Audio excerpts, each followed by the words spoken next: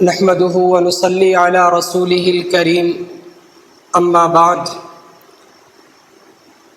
قال الله تبارك وتعالى فاعوذ بالله من الشيطان الرجيم بسم الله الرحمن الرحيم قل ان كنتم تحبون الله فاتبعوني يحببكم الله ويغفر لكم ذنوبكم والله غفور رحيم صدق اللہ العظیم۔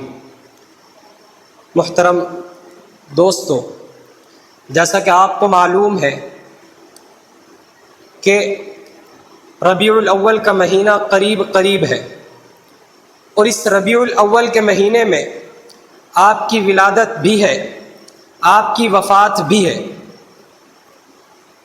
اور چونکہ آپ کا یوم ولادت ربیع الاول میں ہے، اس مناسبت سے اس خوشی کو یہ خوشی مان کر، جو کہ خوشی ہے اس سے کوئی انکار نہیں کرتا، خاص کر ہمارے علاقے میں کچھ بدعات، کچھ رسومات جاری ہو چکی ہیں، اور جسے بڑی شدت اور بڑے شوق و ذوق کے ساتھ روڈوں پر نکل کر منایا جاتا ہے اور دین کا حصہ سمجھا جاتا ہے۔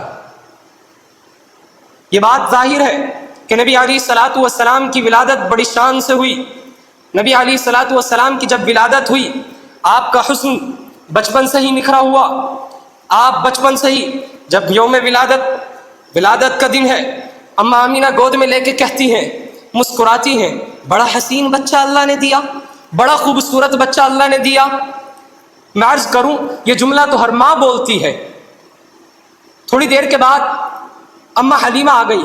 اماں حلیمہ آ کے کہتی ہیں، آمینہ کیا کہتی ہو؟ یہ بہت خوبصورت ہے، اس جیسا بچہ تم نے نہیں دیکھا۔ آمینہ کیا کہتی ہو؟ تم نے تو صرف قریشیوں کو دیکھا، تم نے تو صرف ہاشمیوں کو دیکھا، مجھ سے پوچھو، میں مختلف علاقوں میں جاتی ہوں، میں مختلف قبائل میں جاتی ہوں، اس جیسا حسین بچہ آج تک میں نے نہیں دیکھا۔ تھوڑی دیر کے بعد عبد المطلب آ گئے۔ عبد المطلب آ کے کہتے ہیں، آمینہ حلیمہ کیا کہتی ہو؟ تم نے نہیں دیکھا، تم دونوں نے دیکھا کیا؟ یہ تھوڑا سا علاقہ، یہ تھوڑے سے قبائل، مجھ سے پوچھو، میں تجارت کے لیے شام جاتا ہوں، میں تجارت کے لیے عراق جاتا ہوں، اس جیسا حسین بچہ آج تک میں نے نہیں دیکھا۔ رب بول اٹھا، جبرائیل تو بھی جا کے کچھ کہنا۔ جبرائیل آ کے کہتے ہیں، آمینہ حلیمہ عبد المطلب کیا کہتے ہو؟ تم نے نہیں دیکھا، تم تینوں نے دیکھا کیا؟ جو بھی دیکھا، آج کا زمانہ دیکھا، مجھ سے پوچھو، میں ہر نبی کو دیکھتے آیا ہوں۔ میں نے آدم کو عرفات کے میدان میں روتے ہوئے دیکھا، میں نے نوح کو کشتی کا ملاح بنے ہوئے دیکھا، میں نے ابراہیم کو آگ میں کودتے ہوئے دیکھا، میں نے اسماعیل کو چھری کے نیچے دیکھا، میں نے ابراہیم کو آگ میں کودتے ہوئے دیکھا، میں نے حضرت عیسیٰ کو آسمانوں پہ پرواز کرتے دیکھا، میں نے موسیٰ کو رب سے کوہ طور پہ باتیں کرتے دیکھا۔ ارے میں نے تو اسے بھی دیکھا، وقطعنا ایدیہن، جسے دیکھنے والی پاگل ہو گئی، اس جیسا حسین بچہ لیکن میں نے بھی آج تک نہیں دیکھا۔ رب بول اٹھا، تم سارے دیکھتے تب جب میں محمد جیسا پیدا کرتا، میں نے محمد جیسا بنایا ہی نہیں، میں نے وہ سانچہ توڑ دیا جس میں میں نے محمد کو بنایا۔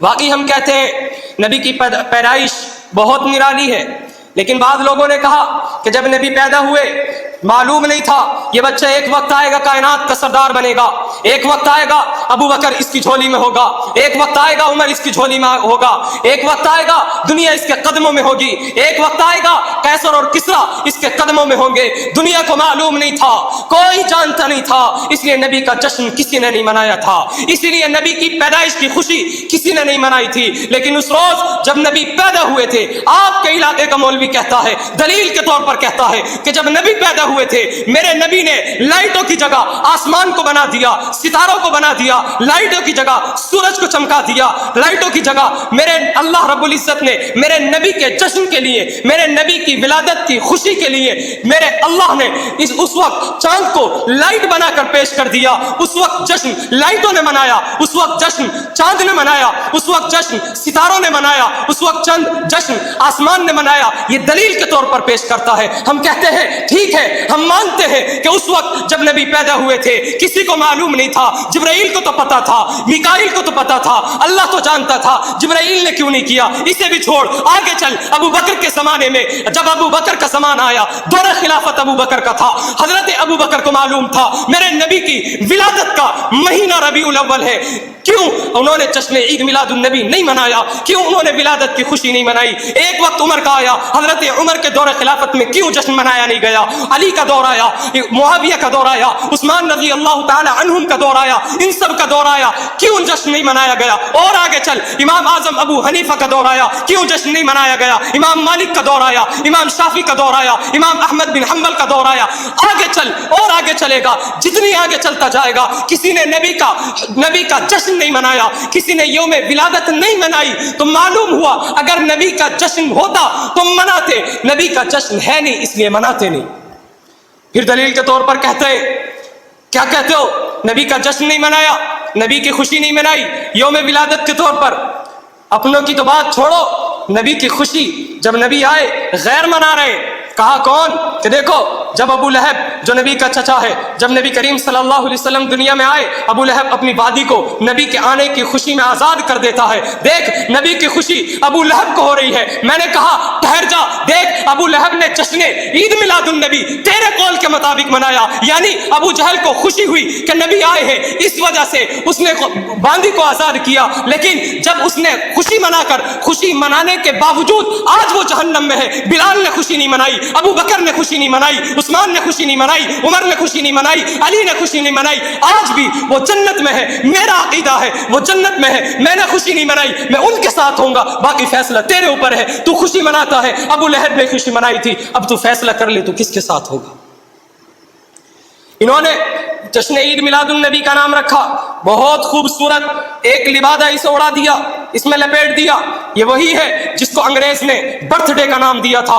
یہ نبی کی پیدائش میں برتھ ڈے مناتے ہیں. انگریز برتھ ڈے منائے, انگریز یوم پیدائش منائے, تو آج کا مولوی کھڑے ہو کر کہتا ہے کہ برتھ ڈے منانا جرم ہے, برتھ ڈے منانا گناہ ہے. آج کا مولوی کھڑے ہو کر برسر اعلان یہ کہتا ہے. لیکن جب ربیع الاول کا مہینہ آتا ہے, وہی مولوی کھڑے ہو کر اسٹیج پہ یہ کہتا ہے کہ جب نبی کا برتھ ڈے مناؤ گے ثواب ملے گا, نبی کا برتھ ڈے مناؤ گے خوشی ہوگی. یہ لوگ یہ کہتے ہیں, لیکن یاد رکھیے ہم کہتے ہیں برتھ ڈے نبی کا مناؤ گے, مشابہت انگریزوں کی ہوگی, یہودیوں کی ہوگی. ایجاد انہوں نے برتھ ڈے کو کیا تھا.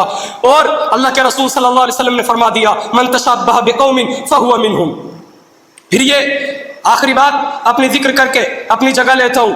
پھر یہ کہتے کہ نبی کی خوشی نہیں مناتے, نبی کا یوم ولادت نہیں مناتے, یہ نبی کی عظمت کو مانتے نہیں, انہیں نبی کی خوشی نہیں ہوتی. ہم کہتے, میں وہی جملہ کہتا ہوں جو حضرت مولانا اشرف علی تھانوی رحمۃ اللہ علیہ نے کہا تھا کہ نبی کا ولادت کا مہینہ بھی ایک, نبی کے وفات کا مہینہ بھی ایک.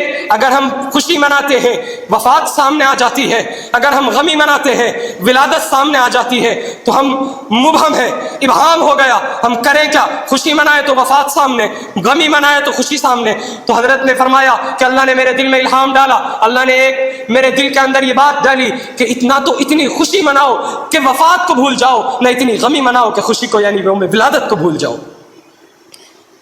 پھر یہ ہم سے جرم کیا جاتا ہے. ہمارا اعلان کہتے ہیں, ہمارا تو عقیدہ ہے, ہمارا تو نظریہ ہے کہ اگر پوری کائنات کو ایک پلڑے میں رکھ دیا جائے, اللہ ایک ترازو لے, ترازو میں 2 پلڑے رکھے, ایک پلڑے میں ساری کائنات کو رکھے, نباتات اسی پلڑے میں, جمادات, ارضیات, فلکیات اسی پلڑے میں, علماء, صلحاء, اتقیاء, نجبا, انبیاء اسی پلڑے میں, مکین و مکان اسی پلڑے میں, زمین و زمان اسی پلڑے میں, شمس و قمر اسی پلڑے میں, شجر و حجر اسی پلڑے میں, بر و بحر اسی پلڑے میں, ابراہیم, اسماعیل, موسیٰ, عیسیٰ, یحییٰ, زکریا, لوط, ہود سب اسی پلڑے میں. دوسرے پلڑے میں اکیلا آمینہ کا لال ہو. میرا ایمان ہے, میرا عقیدہ ہے, میرا نظریہ ہے, جس پلڑے میں محمد الرسول اللہ عبداللہ کا در یتیم آمینہ کا لال ہوگا, میرا ایمان ہے وہ پلڑا سب پلڑوں سے بھاری ہوگا. تو اس لیے دعا کرے کہ اللہ رب العزت ان بدعات سے, ان رسومات سے ہماری حفاظت فرمائے اور ہماری قوم کو سمجھنے کی توفیق نصیب فرمائے. آمین. وآخر دعوانا الحمد للہ رب العالمین.